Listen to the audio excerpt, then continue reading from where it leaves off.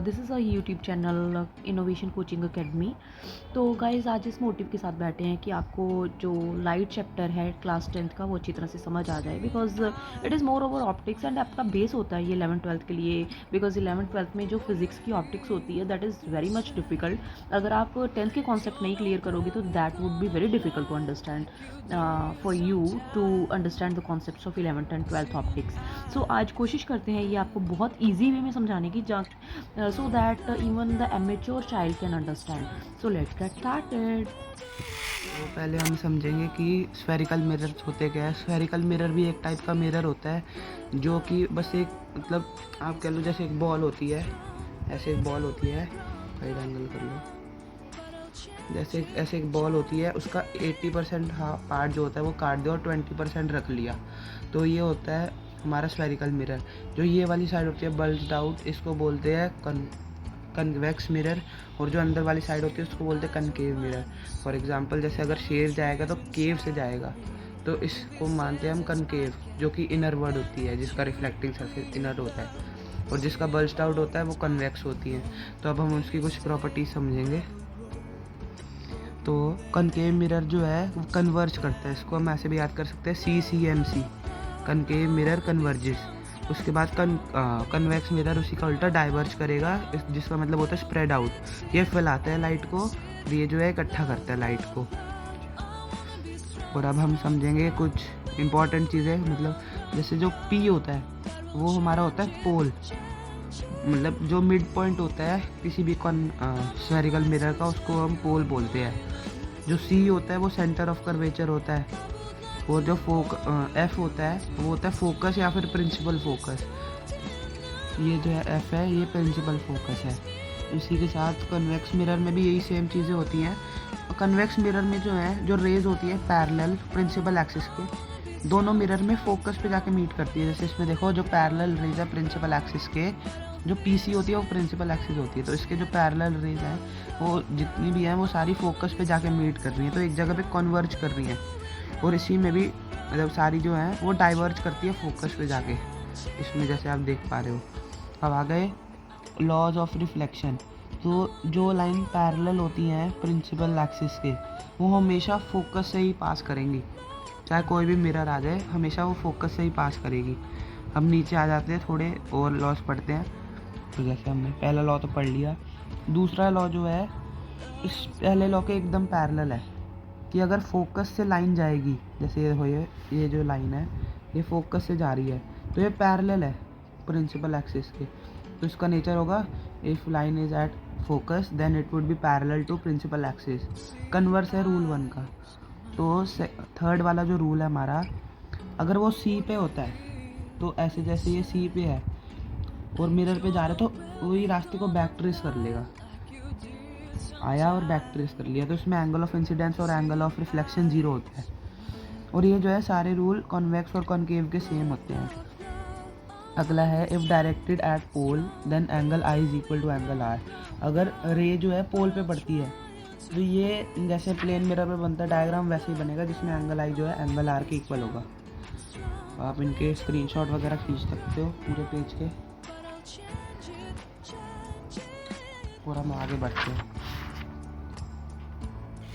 तो अब हम समझेंगे रे डायग्राम। ये है सबसे मुश्किल कॉन्सेप्ट जो कि इस चैप्टर का है, पर ये मतलब साथ ही साथ बहुत ही इजी होता है अगर अच्छे से लर्न किया जाए तो। अब इन्होंने कहा है कोई ऑब्जेक्ट है, मान लो X ऑब्जेक्ट इन्फिनिटी पे पड़ा है, तो इन्फिनिटी से ये बात याद रखनी है, इन्फिनिटी से जो भी लाइट रे इंसिडेंट होती है वो हमेशा पैरेलल होगी प्रिंसिपल एक्सिस के। तो पहला रूल हमने क्या पढ़ा था, जो भी लाइन पैरेलल होगी वो फोकस पे जाके मीट करेगी, तो ये सारी फोकस पे जाके मीट कर गई, तो इसका नेचर ऑफ इमेज क्या बनेगा, image is formed at F highly diminished. क्योंकि ऑब्जेक्ट देखो हमारा इतना बड़ा है, पर मतलब देखो एक छोटे से पॉइंट पे इमेज बन रही है, इसलिए इसको हाईली डिमिनिश्ड बोलते हैं। हाईली जो है बस इन्फिनिटी के लिए ही ज़्यादातर यूज होता है। ये जो है रियल इमेज फॉर्म हो रही है क्योंकि मिरर के आगे हो रही है, तो इसको ऑब्टेन करने के लिए हमको मिरर नहीं चाहिए, हमको एक स्क्रीन चाहिए, जैसे कि कोई पेपर या फिर कोई मतलब वाइट कलर या प्लेन शीट। तो और ये जो इमेज है हमेशा इन्वर्टेड बनेगी। अब दूसरे पे आते हैं, इसमें है अगर बियॉन्ड C है ऑब्जेक्ट, तो ये एक नॉन डिस्टेंस है कि ऑब्जेक्ट जो है C के थोड़ा दूर है। इन्फिनिटी पे नहीं है पर सी पे थोड़ा दूर है। तो जैसे मान लो हमने यहाँ ऑब्जेक्ट रखा, तो ये अपनी कन्वीनियंस के हिसाब से होता है कि हम ये जो है यहाँ से पैरेलल बनाएंगे इसके प्रिंसिपल एक्सिस के। तो पैरेलल बनाते हैं तो फोकस से पास होती है, और सिमिलरली जो हम फोकस से पास करेंगे तो वो प्रिंसिपल एक्सिस के पैरेलल होगी। सेकंड रूल था कन्वर्स रूल। तो यहाँ पे जो है ना इन दोनों का जो इंटरसेक्शन का पॉइंट होगा, यहाँ पे इमेज बनेगी। तो यहाँ पे आप देख सकते हो इन्वर्टेड इमेज बनी है। तो नेचर ऑफ इमेज जो है सी और एफ के बीच में बनी है और डिमिनिश्ड है, मतलब ऑब्जेक्ट इतना और ये इमेज छोटी है। हाईली डिमिनिश्ड नहीं है, बस डिमिनिश्ड है। और ये जो है रियल इमेज है और इन्वर्टेड इमेज है, क्योंकि आप देख पा रहे हो ऑब्जेक्ट सीधा है पर इमेज उल्टी बनी है। अब अगले पे आ जाते हैं। अगर ऑब्जेक्ट सी पे पड़ा है तो अगर ऑब्जेक्ट सी पे है तो यानी कि ये है ऑब्जेक्ट सी पे हमारा सेंटर ऑफ कर्वेचर पे है, तो यहाँ से जो इंसिडेंट हम पास करेंगे parallel to the principal axis, तो फोकस से पास करेगा। ज़्यादातर हमें सेम ही रूल लगता है, तो फोकस से पास करेगा तो ये मतलब फिर उसके बाद उनसे पैरेलल होगा प्रिंसिपल एक्सिस के। तो इन दो ये जो पॉइंट है इसी मतलब इसी वे में मीट करेंगे कि ये जो इमेज है ये उसी के पीछे नीचे बनेगी जस्ट। तो एट सी बनी है, सी पे बनेगी इमेज, सेम साइज़ की है एज द ऑब्जेक्ट, रियल है और इन्वर्टेड है। और इसमें अगर ऑब्जेक्ट जो है सी और एफ के बीच में है, सी और एफ के बीच में हमने यहाँ पे बना लिया, तो इससे भी हम पैरेलल करेंगे तो फोकस से पास होगी, फोकस से करेंगे तो यहाँ से पैरेलल होगी। तो इन दोनों का इंटरसेक्शन का पॉइंट यहाँ पे इमेज बन जाएगी। तो बियॉन्ड सी बनी है इमेज, जैसे ये सी और बियॉन्ड सी इमेज बनी है।